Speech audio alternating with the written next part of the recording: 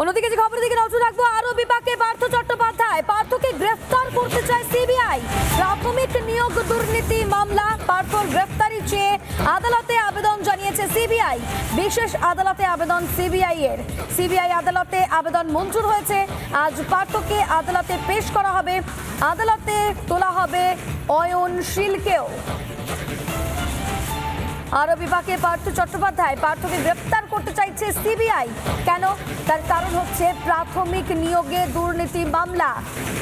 পার্থর গ্রেফতারি চেয়ে ইতিমধ্যেই আদালতে আবেদন সিবিআই এ।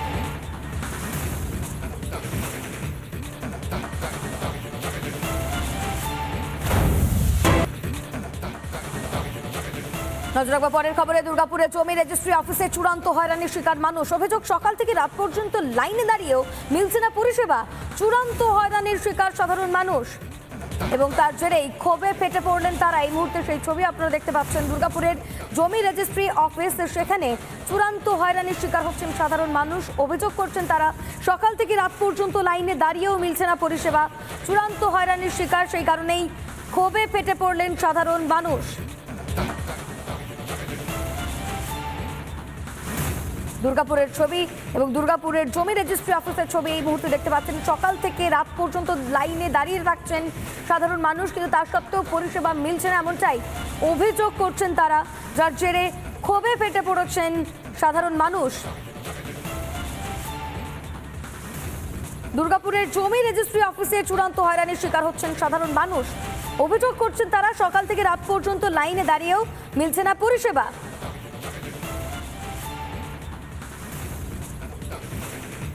আমাদের রাত্রে 11টা বাজে, মেয়ে ছেলের সঙ্গে দূরে বাড়ি, রাতের রেস্ট হয়নি।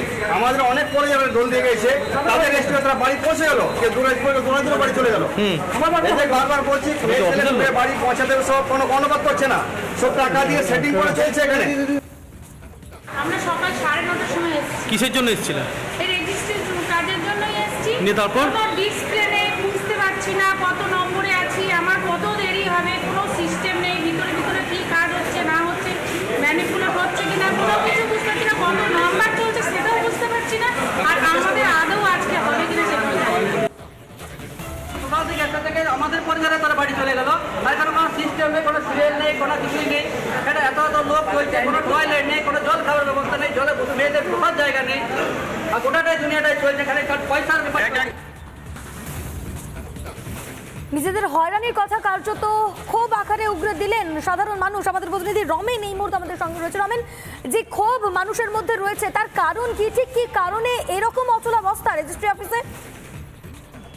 দেখো কি, দুর্গাপুরের যে সাব রেজিস্ট্রি অফিস, সেখানে সাধারণ মানুষের যেটা অভিযোগ যে এখানে দালালের রমরমা। দালালের মাধ্যমে যদি যাওয়া হয় তাহলে খুব তাড়াতাড়ি কাজ হয়ে যায়, আর যদি দালালের মাধ্যমে না যাওয়া না, চরম ভোগান্তি, 12 থেকে 14 ঘন্টা অপেক্ষা করার পরও তাদের কাজ হয় না। এবং একটা বলা যেতে পারে অরাজকতা অবস্থা দুর্গাপুরের সাব রেজিস্ট্রি অফিসে। এই অভিযোগে কালকে গভীর রাত পর্যন্ত বিক্ষোভ করে সেখানে গ্রাহকরা, যারা যায় নিজেদের জমি রেজিস্ট্রি করার জন্য, বিশেষ করে মহিলারা, দূর দূরান্ত থেকে মহিলারা সেখানে আসে এবং তারা কিভাবে অত গভীর রাতে বাড়ি ফিরবে সেই নিয়ে তারা দুশ্চিন্তার জাত করে। তারা ক্ষোভে ফেটে পড়ে যে এরকম একটা সরকারি অফিসে এত অব্যবস্থা, যেখানে কোনো রকম কোনো পরিকাঠামো নেই, সাধারণ মানুষের হয়রানি হয় ঘন্টার পর ঘন্টা, এবং দিনের পর দিন এই পরিস্থিতি তৈরি হয়েছে।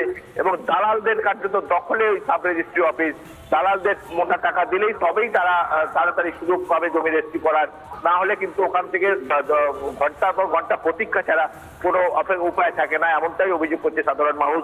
এবং দীর্ঘদিন ধরে এই অব্যবস্থা, কিন্তু সরকারি স্তরে কোনো রকম ভূমিকা দেখা যাচ্ছে না। সেখানকার যিনি আধিকারিক তিনি কিন্তু পরিষ্কার বলে দিয়েছেন যে পরিকাঠামোগত অভাবের জন্যই মানুষের এত দুর্ভোগ। এবং 5টা থানা এলাকায় প্রত্যেক দিন কয়েকশো মানুষ এখানে আছে তাদের জমি রেজিস্ট্রি করতে। চক্রের একটা অভিযোগ উঠে আসছে। আপাতত তোমাকে ধন্যবাদ রমেন আমাদের সঙ্গে থাকার জন্য। এবার আপনাদের একবার শোনাই সাব রেজিস্ট্রি অফিসের আধিকারিক শান্তনু পাল ঠিক কি বলছেন। কিন্তু আমরা তো বসে নেই, নন স্টপ কাজ করে যাচ্ছি। আমরা 9:30 থেকে অফিস খুলেছি, এখন রাত্রি 12টা পর্যন্ত, যতক্ষণ না মেশিনটা অফ হচ্ছে ততক্ষণ আমরা কাজ করি। আমাদের তরফ থেকে কোনো ত্রুটি নেই।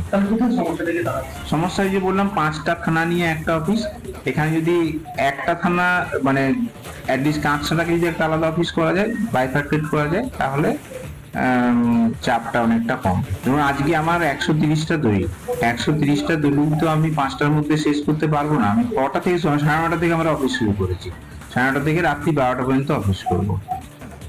দাদা সাহেব কালকে পুরো বানভাসী নেপাল, একটানা বৃষ্টিতে বিপর্যস্ত গোটা দেশ, লাফিয়ে লাফিয়ে বাড়ছে মৃতের সংখ্যা। বন্যা ও ভূমিধসে নিহতের সংখ্যা বেড়ে 209। এই মুহূর্তে সেই ভয়াবহ ছবি আপনারা দেখতে পাচ্ছেন নেপালের। আহত হয়েছেন এখনো পর্যন্ত 142 জন, যেরকমটা স্থানীয় প্রশাসন সূত্রে জানা যাচ্ছে। নিখোঁজ হয়েছেন অন্তত 29 জন। জারি রয়েছে উদ্ধার কাজ। এই মুহূর্তে ভয়াবহ পরিস্থিতির সেই ছবি আপনারা দেখতে পাচ্ছেন। বন্যা এবং ভূমিধস নেপালে, এবং তার জেরেই কার্যত জলবন্দী হয়ে রয়েছেন সাধারণ মানুষ। বিভিন্ন জায়গায় জল জমে গিয়েছে এবং রাস্তা কার্যত নদীতে পরিণত হয়েছে। সেই ভয়াবহ পরিস্থিতির ছবি এই মুহূর্তে আপনারা দেখতে পাচ্ছেন। লাফিয়ে লাফিয়ে বাড়ছে মৃতের সংখ্যা। এখনো পর্যন্ত 209 জনের মৃত্যু হয়েছে।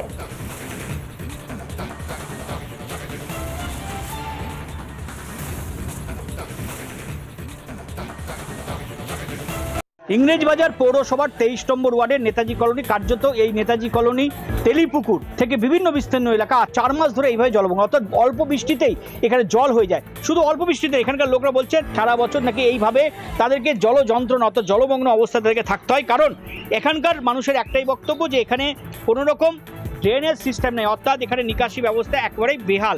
এখনো পর্যন্ত কোনো রকমভাবে এই জল কিন্তু বেরোচ্ছে না, যার জন্য কার্যত এই জলের উপর দিয়েই এখানকার যারা পৌর নাগরিকরা রয়েছেন তাদেরকে এইভাবেই কিন্তু জলের উপর দিয়েই চলাফেরা করতে হয়। ড্রেনেজ সিস্টেম নেই, সেই ক্ষেত্রে বাড়ির নোংরা জল পাশে ফাঁকা জায়গাতে এসে জমা পড়ে। এখানকার পৌর যিনি কাউন্সিলর 23 নম্বর ওয়ার্ডে, তাকে বলা সত্ত্বেও রীতিমতো কিন্তু কোনো রকমভাবে কোনো সুরাহা হয়নি। কাউন্সিলর নাকি জানাচ্ছেন পৌর নাগরিকদের কাছে নাকি পর্যাপ্ত পরিমাণে পৌরসভাতে কোনো ফান্ড নেই, অর্থাৎ টাকা নেই, যার জন্য কাজ হচ্ছে না। এই জল কবে বেরোবে, এই জল থেকে কবে মুক্তি পাবে এই 23 নম্বর ওয়ার্ডের পৌর নাগরিকরা?